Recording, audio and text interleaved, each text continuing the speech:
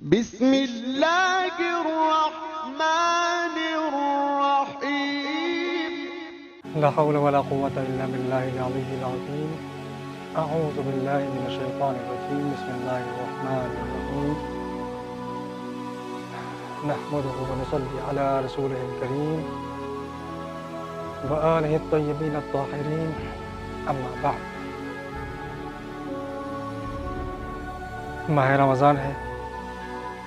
سب سے پہلے محترم ناظرین کی خدمت میں سلام عرض کرتا ہوں.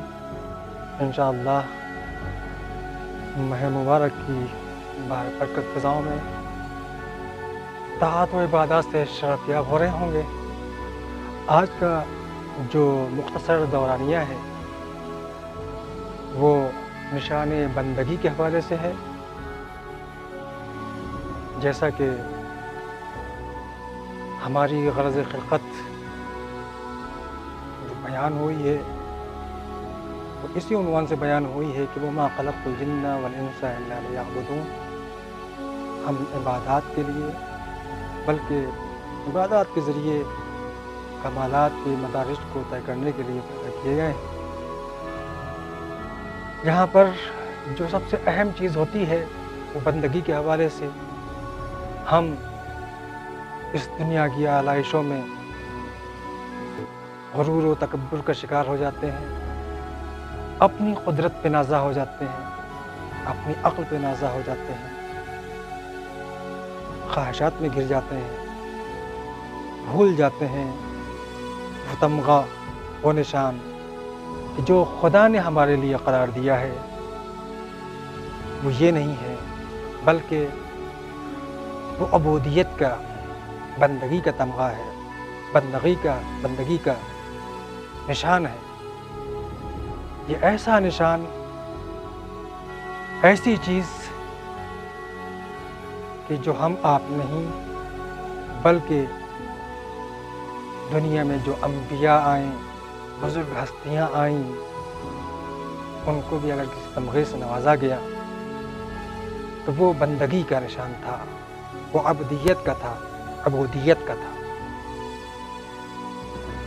جب بھی کسی نبی کے سلسلے میں کہا گیا تو یہی کہا گیا انہو کانا عبدا، وہ عبد تھے، بندہ خدا تھے.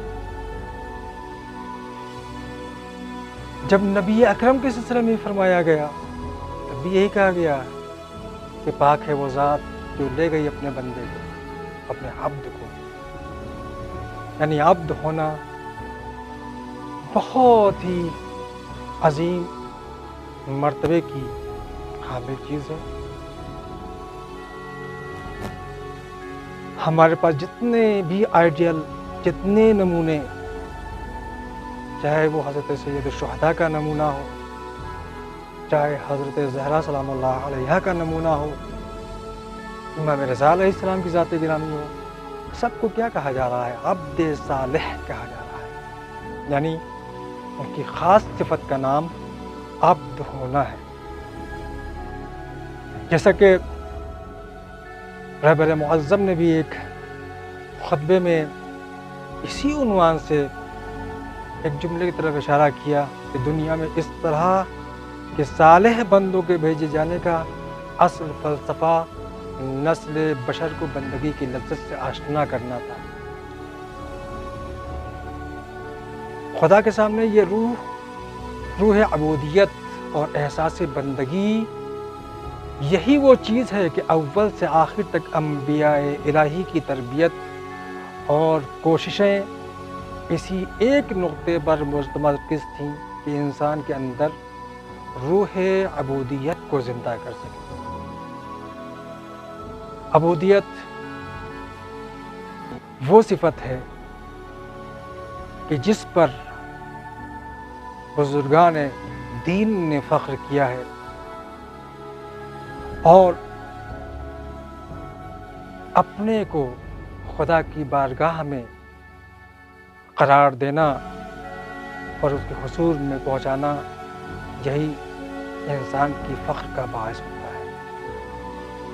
اسی لیے اگر خدا ہم کو بھی ایسے لفظ سے نوازے تو یقیناً ہمارے لیے فخر کا مقام ہوگا۔ خدا کیا فرماتا ہے؟ قل یا عبادی الذین اسرفوا علی انفسہم لا تقنطوا من رحمت اللہ۔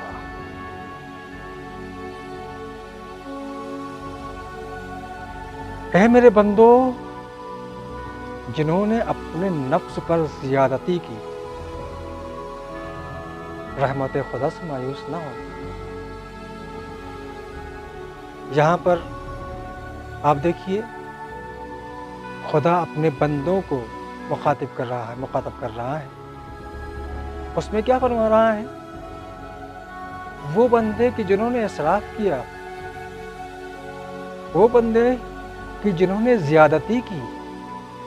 عزیزو، ایسی کوئی عدالت مل سکتی ہے، ایسا کوئی کٹگرا مل سکتا ہے کہ جہاں پر ظلم کرنے کے بعد، جرم کرنے کے بعد بھی اس کو عزت دی جائے،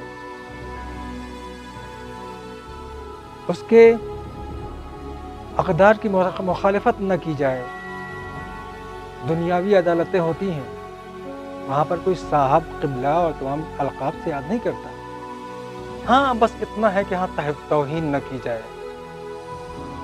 لیکن خدا کی جب بارگاہ میں ایسا مسئلہ پیش آتا ہے، خدا کی عدالت میں جب پیش آتا ہے، تو ایسے بندے کہ جنہوں نے ظلم کیا ہو، زیادتی کی ہو، گناہ کیا ہو، معصیت کیا ہو، یہ نہیں کہتا میرے معصیت کرنے والے، گناہ کرنے والے، بلکہ سیدھا سیدھا کہتا ہے میرے بندے۔